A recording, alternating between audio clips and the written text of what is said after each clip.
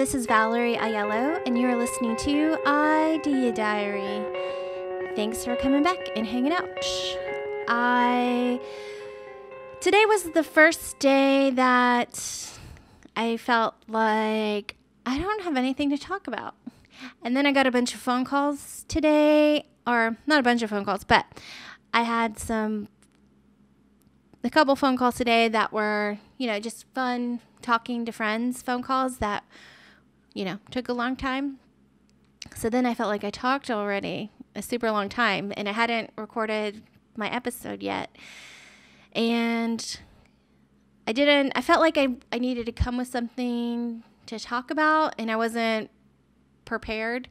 Not like I can't just come on and riff, but the things that I've been working on lately are not top secret projects or anything, but it's nothing that I can talk about yet. Everything's all in the middle, so my brain has been occupied with working on something, and it's not really like a chatty thing. Basically, I didn't have an idea. This was the first day, so I guess we're 40 days in to shows every day, and this is the first time that it's happened. So I had these pile of notes from a while ago, and I picked one out. So a lot of times I'll watch YouTube videos or something, and I'll just take notes on it and put it to the side in a pile that has never been looked at since. But I do I'm a writing things down kind of person. I like to write things down. So I found this one note on The Science of Getting Rich, which was a book by Wallace D. Wattles, published in 1910. And this sentence says that he's a New Thought movement writer, and so I'm not sure if that's true, because I feel like I don't know if that term existed in 1910. I'm not quite sure. I should research that. When the New Thought term was popularized. But anyway, I did these notes and I was reading them because one of the things I'm thinking about right now, in the apocalypse, there is still money to be made, even though it's going to seem like people don't have jobs and people are falling apart. There are some businesses that have already been kind of ready to go for the future, and some businesses that are surprisingly just staying successful the whole time through this whole rigmarole of shutdown and stuff like that. So, and then there's some businesses that you never thought would go away, and it was like a light switch. They're just gone. And having security and doing everything right and being a totally responsible adult to having nothing, it's going to be really hard for a certain group of people when they have skills in something that isn't a thing anymore. So I've just been thinking about that. And so I'm trying to bring some hope, because I feel like you can get paid just being you, and sometimes it's really hard to figure out how. For me, I'm still kind of figuring out how. When I never had a day of drudgery, so when I went from college to internship to job, it was all stuff that I was excited about. And when I had a job at a company, I loved being there every second, and I'd get there 3 hours early and leave 3 hours late. I never really had drudgery. There were a couple jobs before I had a college degree and all that stuff wrapped up that weren't great. I did, waiting tables, record store worker. I guess those were mainly my things. I liked waiting tables when I did it, until a point when it just wasn't fun anymore and I didn't do it anymore. And I like working at a record store, but it was not a lot of money. So eventually, I went from record store to record label, and that felt like a really good move. It felt like it went along with my career, and I liked it. So I never had the drudgery thing. I've had a couple jobs that I've quit in not the greatest of way, I guess, but those weren't like jobs that I had for a long time and I suffered. It was things that I tried that just weren't good fits. So when I stopped working for a company in 2007, I did client work, probably for too long. But, it's my one regret that I didn't just go all in and stop doing client work faster. And I tried for a long time to quit client work, and it just kind of sucked me back in. But it's usually projects that I felt like they wanted me and I felt like I could make a difference or whatever. So I would say yes. The Science of Getting Rich, I just remember writing this down, and this was, I guess, a list of things 1 through 10, and it was called a Definite Vision Action Plan. So I felt like I could just come on here and read this, and that could be a show. And it might, being that this was written in 1910, and it's, I feel like, still super valuable, solid advice. I feel like there's some magic to that. Maybe I'm crazy. So the Definite Vision Action Plan, step 1 is to create and don't compete. I love that because I don't believe in competition. I feel like there's plenty for everyone to get everything that they want. There's no reason to,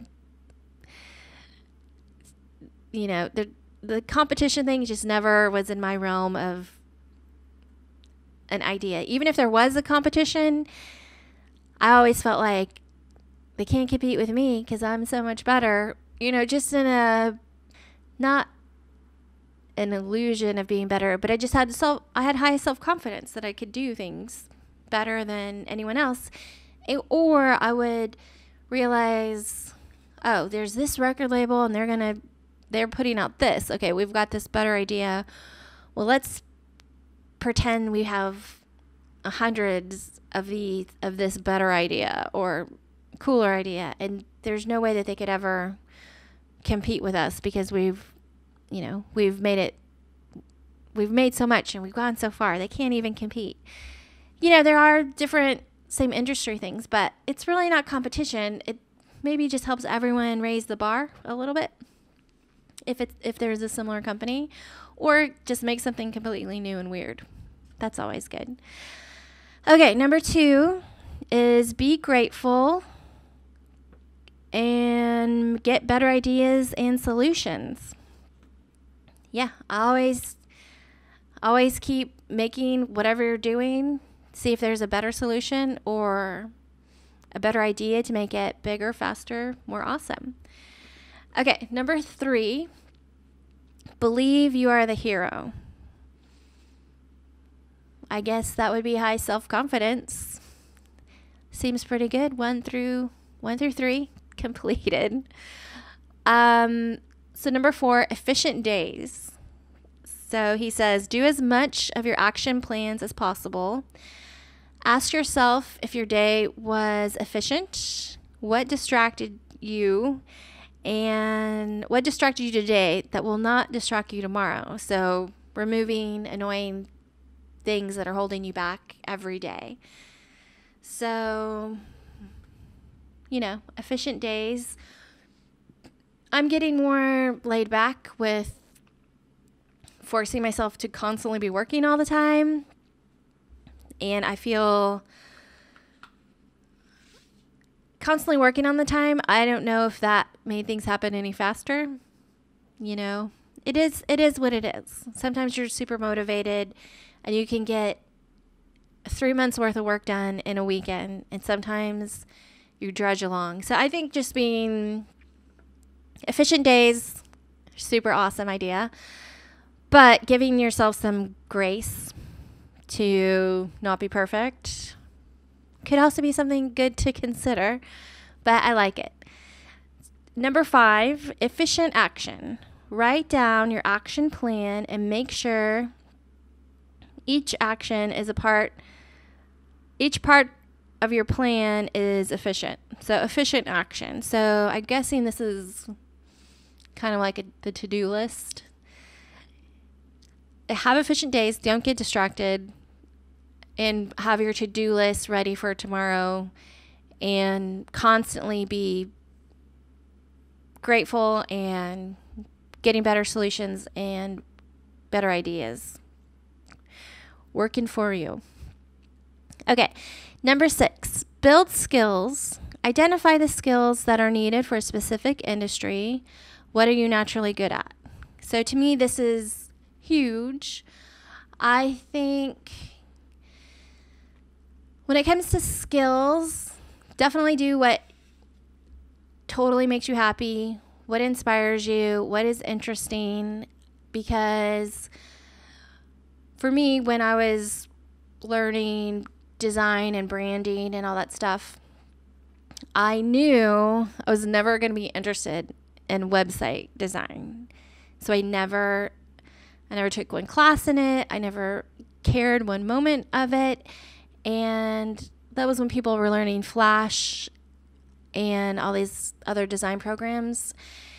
And I just knew I'm never doing that. And I'm never going to be interested in it. And I never learned it. And then it came to be that websites like Wix and Weebly and Shopify, where you didn't have to know any coding to make a design or to make a website look fantastic. Squarespace, all the ones that came out. And yeah, so I was super excited that I didn't bother learning how to design websites really well. But, I have a friend, Mary Jo, who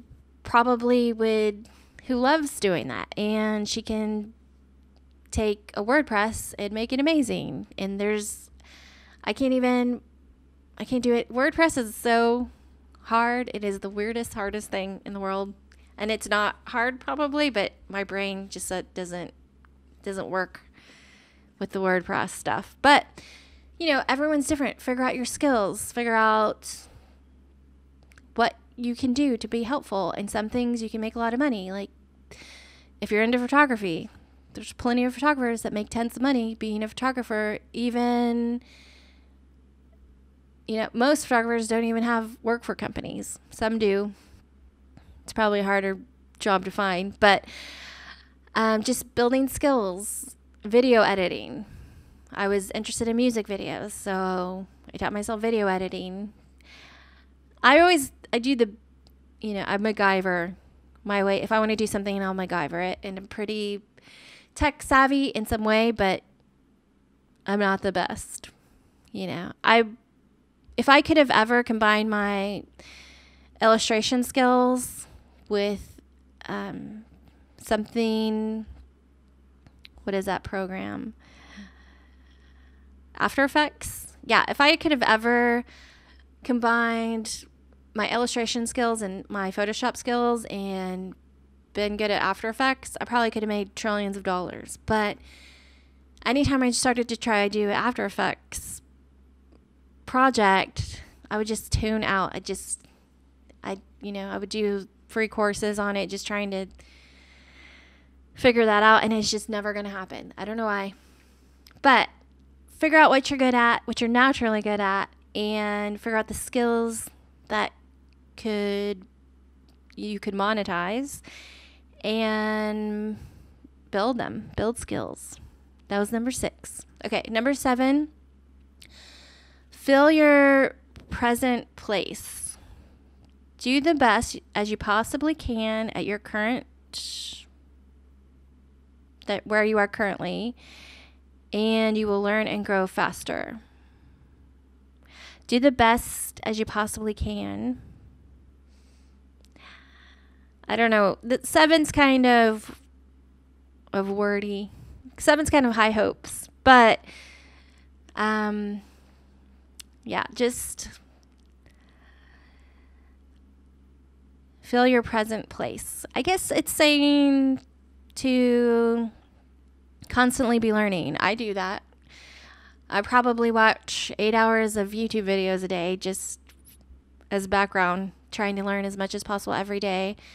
I don't watch TV. I don't watch Netflix. I don't even have a couch to sit on. For me, it's like if I'm awake, I'm working, or I'm visiting and hanging out with friends or family, or cleaning or napping. That's pretty much, it's pretty constant stream of learning and trying to fill my brain up with something. Okay, so number 8 is extra mile. Give more than what you were charging so that you first build a reputation and then, I guess, charge more. So I've heard people say this to where, if you have a client, organize your job in a way that you know what you're supposed to deliver, and then over deliver, and they will be so jazzed, and they're probably going to come back to you, or they're going to tell a friend about all the stuff that you did for them, and that's going to lead to another job. Extra mile, number 8. It still applies today, as in 1910. Okay, number 9, impression for increase. Make sure people understand what you are telling them is valuable. That's a hard one for me. I'm not great at explaining things. So, impression for increase. So, yeah, I guess that's kind of what I'm doing, where I'm learning how to talk into a camera, into a microphone. It is hard to communicate your ideas. A lot of times one of the reasons why I quit client work was because you could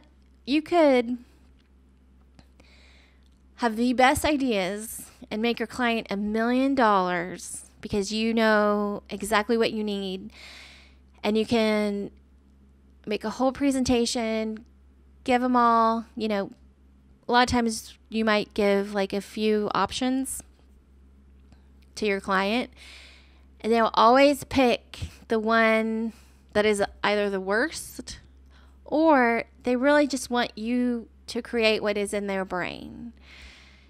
And that's not always the best solution.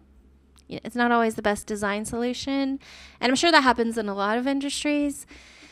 So it was really hard to do work when you're not doing the best work that you possibly could do because you're trying to make a client happy.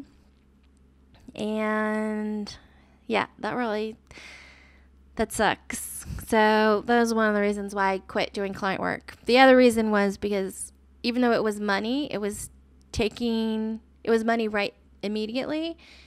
It was taking the time away for me to create big money and big revenue streams being myself. So every project that I worked on for someone else was really taking all my energy away from making the projects for myself that are in my mind that I possibly could hopefully make millions of dollars from someday. Still waiting.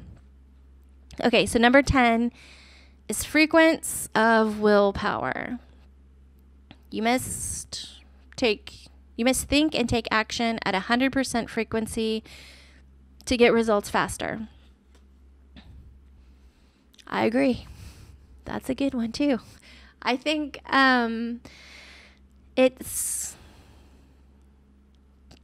sort of about jumping all in and going for your dreams.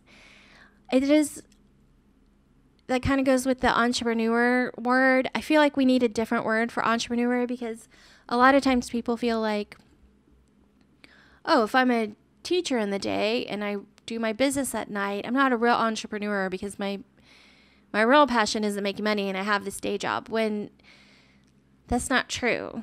You could be a bartender, or not anymore, but you could, just for the sake of conversation, you could be a bartender at night and do your dream job in the day.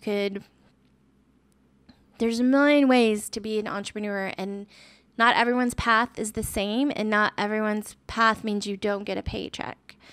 So But I do think jumping all in and going as fast as possible, as frequent as possible, kind of putting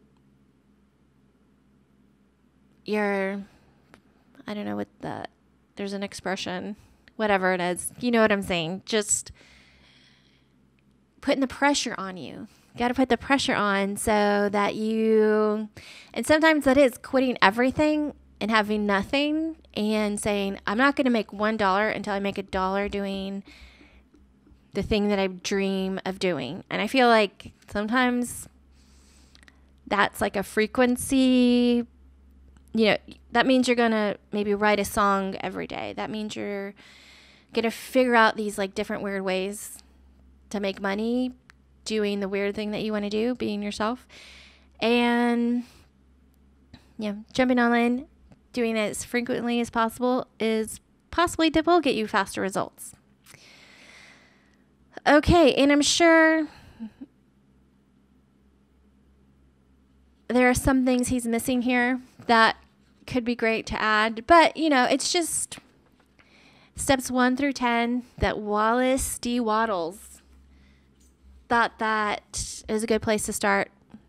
And I'm sure the Science of Getting Rich audiobook is probably free with your library, or there's probably a free audiobook on YouTube, legally or illegally, or I feel like it's a must-have for most people like me that are on just trying to be as awesome as possible, doing whatever I want to do every day. So if you're that kind of person too, it's one of the books. It's one of the must-reads. So I guess that's the show. And thank you for coming back. If you have come back, this is the 40th show. So I don't know, feeling good, feeling jazzy. Like it's all working out. Sorry if this was a boring one, but it's one of those Mondays, Okay, well, I still don't know how to end the show, so I'm just going to play the music.